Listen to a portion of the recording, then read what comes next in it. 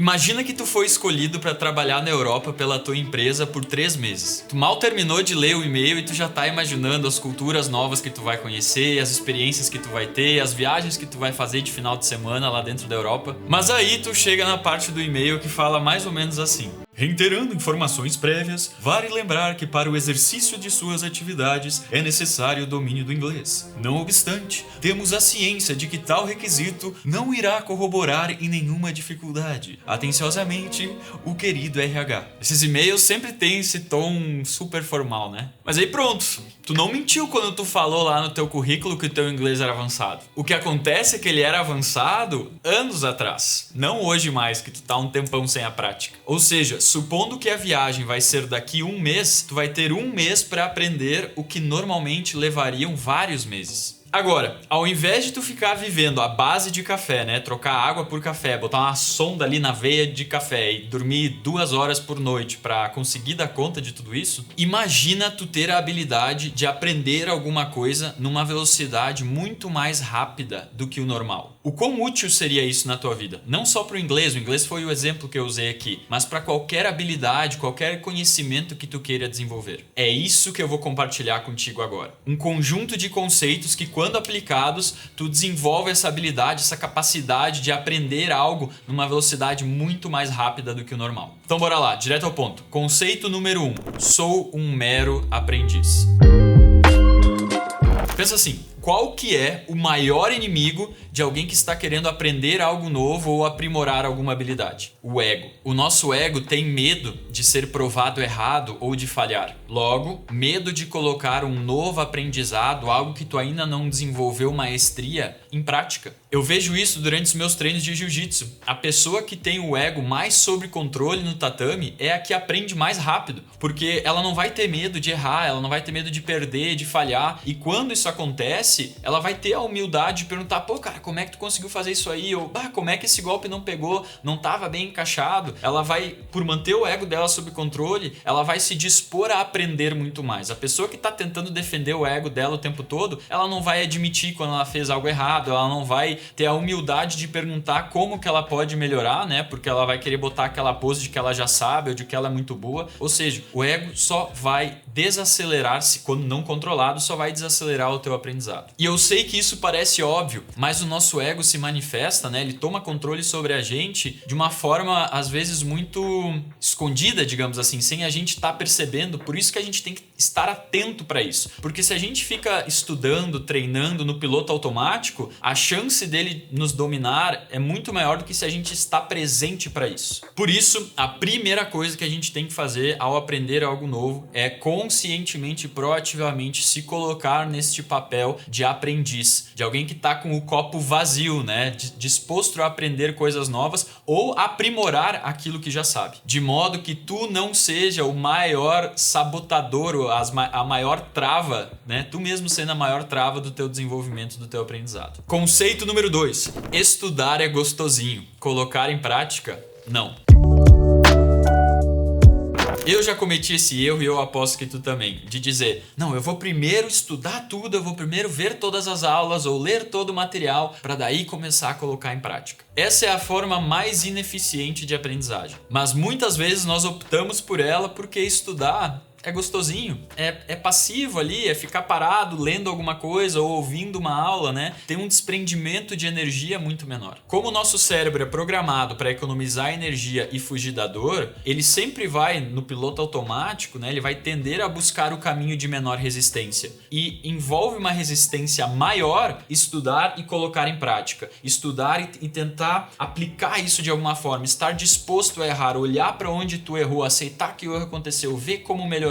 É muito mais fácil simplesmente ficar absorvendo conteúdo. Mas nós dois sabemos que a gente aprende de forma muito mais acelerada quando a gente estuda e logo coloca em prática. Grava essa frase: a teoria acelera o aprendizado na prática. É só no momento em que estamos colocando algo em prática que a gente consegue perceber onde que nós entendemos algo errado durante a teoria, durante o estudo. Lacunas nas informações que passaram despercebidas ou alguma maneira de unir uma informação com outra para daí colocar em prática que a gente achou que daria certo, mas na verdade não dá. Além disso, uma maneira de estudar que tende a ser mais eficiente é tu entender o resultado que tu tá buscando, tentar colocar em prática ou fazer o exercício mental de colocar em prática e ver onde é que estão as lacunas da informação que tu tem hoje, né, de conhecimento. Quais são os conhecimentos exatos que estão faltando para tu conseguir colocar aquele processo em prática e obter o resultado. Então tu vai estudar, tu vai buscar exatamente essas informações que estão faltando, ao invés de, por exemplo, ler o livro inteiro sobre aquele assunto para daí pegar parte do livro e colocar em prática para executar.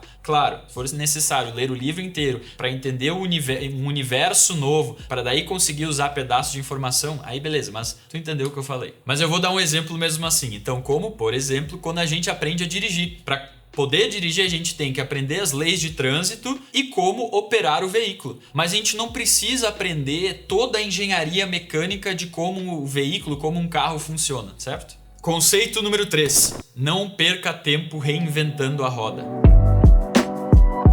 Galera, desde multimilionários, bilionários no mundo dos negócios, a atletas de ponta, profissionais que quebram recordes, uma das coisas que eles têm em comum é mentores. O mentor é uma pessoa que já atingiu um resultado que tu tá buscando atingir ou já auxiliou outras pessoas a atingirem aquele resultado. Logo, tu vai economizar muito tempo e recurso aprendendo com alguém que já sabe fazer do que tentando descobrir sozinho. Não quer dizer que tu não consiga sozinho, mas o caminho mais eficiente para chegar lá, que utiliza menos recursos, é com um mentor. E quando o mentor acompanha o teu caso e não só te dá o caminho das pedras, digamos assim, ele consegue te ajudar a enxergar os teus pontos cegos e também iluminar o que é prioridade quando as coisas ficam difíceis. Eu já investi mais de 200 mil reais em mentores e hoje eu tenho um mentor para cada área importante da minha vida. Porque eu percebi que o valor investido em reais nem se compara ao tempo que eu gasto e os outros recursos que eu gasto tentando aprender sozinho. Mas seguinte, a escolha de mentores tem que ser feita de forma inteligente. Ainda mais nos dias de hoje que tu chuta uma árvore e cai 5 mentores. Quando tu estiver procurando um mentor, assista os depoimentos dos clientes dele, para ver se os resultados que os alunos dele estão dizendo que alcançaram é similar aos resultados que tu está buscando. E além disso, assista o conteúdo gratuito dele para ver se ele sabe do que ele está falando ou se ele só tá chovendo no molhado. E falando nisso, eu quero te convidar a assistir o nosso canal avançado, o Mentoria Titã. E antes que tu pense, é isso então, ele tá falando bem dos mentores porque ele é mentor também, então no fim ele só quer vender o serviço dele para nós. Se tu pensa assim, vai lá no nosso canal avançado, assiste o conteúdo, assiste os depoimentos dos nossos alunos e tira essa conclusão por ti mesmo após assistir o nosso material. Eu vou deixar um link aqui em cima para ti que é cético poder lá ver com os teus próprios olhos, mas também para ti que não é cético, mas está buscando mais conhecimento, um conhecimento mais aprofundado sobre gestão de tempo, foco, produtividade e eficiência. Voltando para o conceito agora dos mentores. Se o que tu quer aprender não é tão importante para ti a ponto de tu investir para entrar em um processo de mentoria, o princípio se mantém o mesmo. Procure por alguém que já sabe fazer o que tu quer aprender a fazer e pergunta para essa pessoa qual é a forma mais eficiente de chegar lá. Ela não precisa te mentorar durante o processo. Ela pode te dar um caminho, né? Te apontar onde é que tu encontra um caminho para seguir. Ou se tu não tem contato com essa pessoa, assiste o conteúdo gratuito dela, caso ela forneça conteúdo gratuito, que tu já vai acelerar muito o teu processo. Conceito número 4. Respeite o princípio do progresso. Se tu nos acompanha já há algum tempo, muito provavelmente tu já ouviu a gente falar do princípio do progresso da Teresa Amabile. Essa professora de Harvard fez um estudo, uma pesquisa onde ela apontou que o ser humano se sente mais feliz e mais realizado quando ele tem e percebe progresso em algo que é importante para ele. E um erro comum que as pessoas que estão no processo de aprendizagem cometem é considerar que elas tiveram progresso apenas quando elas obtêm um resultado muito significativo objetivo, ou pior ainda, só quando elas atingem o objetivo final, o que pode demorar semanas ou meses, deixando o processo até lá maçante, entediante, pouco motivador. E eu não tô falando aqui para tu depender da tua motivação, tu tem que ter disciplina para executar, mas não tem nada de errado tu te ajudar a te motivar para o processo ficar mais fácil. Ou seja, se tu criar micrometas ao longo do processo, você vai ter e perceber progresso, ficando mais feliz e realizado ao longo dele, consequentemente mais motivado para aprender ainda mais. Ou seja, não só o processo vai ficar mais prazeroso, como também mais fácil. E como explicado no livro O Jeito Harvard de Ser Feliz, do autor Shawn Achor, eu acho que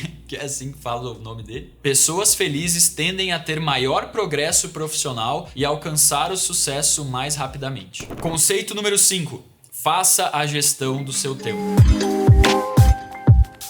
Porque pensa assim, existem duas maneiras de tu aprender algo mais rapidamente. Primeira é deixando o teu estudo mais eficiente. Então, por exemplo, se normalmente tu precisa de 2 horas para aprender 10 coisas, digamos assim, se tu conseguir aprender 15 coisas em 2 horas, tu deixou o teu estudo mais eficiente para esse mesmo espaço de tempo. Todos os conceitos anteriores que eu falei nesse vídeo se referem a isso. E segundo, é colocando mais horas de estudo no teu dia ou semana. Seguindo a analogia anterior, então, ao invés de estudar 2 horas por dia, estudar 3 ou 4. E nesse caso, para tu conseguir fazer isso, encaixar essas horas a mais, é uma questão de tu gerir melhor o teu tempo ao longo do dia e da tua semana como um todo. E para aprender a fazer essa gestão de tempo, tem vários vídeos no nosso canal avançado, como eu mencionei antes, que te ensinam a fazer isso. Mas eu vou te recomendar para assistir um específico que evidencia a diferença de uma gestão de tempo boa para uma gestão de tempo ruim. É só clicar aqui para assistir, vou botar ele aparecendo aqui. Porque, galera, colocando em prática os conceitos que tu aprendeu nesse vídeo aqui